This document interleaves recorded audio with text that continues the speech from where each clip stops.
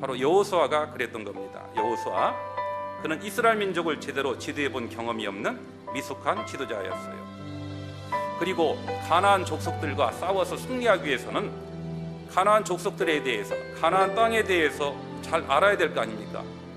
그런데 가나안 땅에 대해서도 아는 것이 별로 없습니다.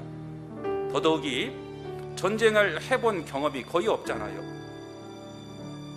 그리고 자신과 함께 싸워야 될 이스라엘 민족들을 보니까 어떻습니까? 숫자는 많았죠. 장정만 200만이었으니까요.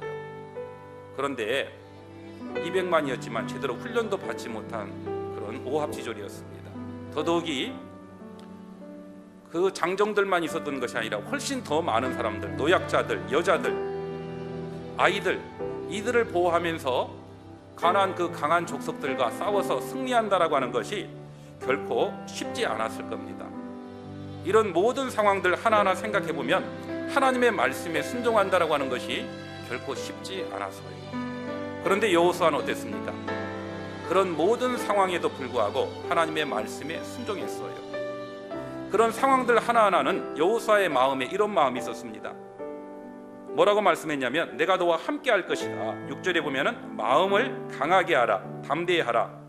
그리고 7절에 보면은 마음을 강하게 하고 극히 담대히 하라 라는 말을 하고 있습니다. 마음이 강한 사람, 담대한 사람에게 강하게 하라, 담대히 하라 라고 하는 말은 필요 없을 겁니다.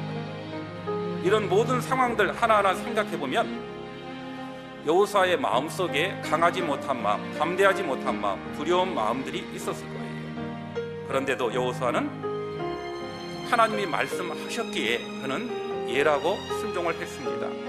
그래서 올바른 믿음을 가진 사람은 상황, 여건, 그리고 아마 제가 왜 해야 됩니까? 라고 하나님 앞에 설명을 요구하지 않습니다. 하나님이 명령했으면 예라고 순종하는 것이 올바른 믿음을 가진 사람의 삶의 모습이다 라고 생각합니다. 그래서 믿음과 순종이라고 하는 것은 뗄래야 뗄 수가 없는 겁니다.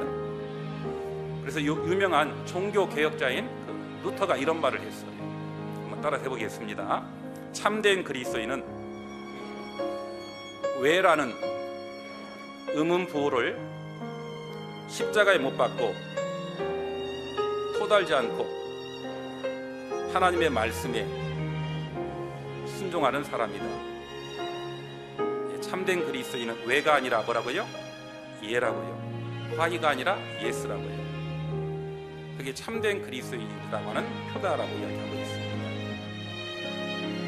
우리의 삶 가운데 이해되지 않은 많은 일들, 그리고 믿음을 따라 살아갈 때 넘어야 될 많은 산들이 있습니다. 그럴 때 우리는 왜 이런 일이 있고 왜 제가 해야만 됩니까? 라고 왜라는 말을 자주 할 수 있는데 왜가 아니라 예할 때 틀림없이 하나님께서는 예하는 그 순종하는 그 사람을 통해서 하나님의 역사를 나타내 보이십니다.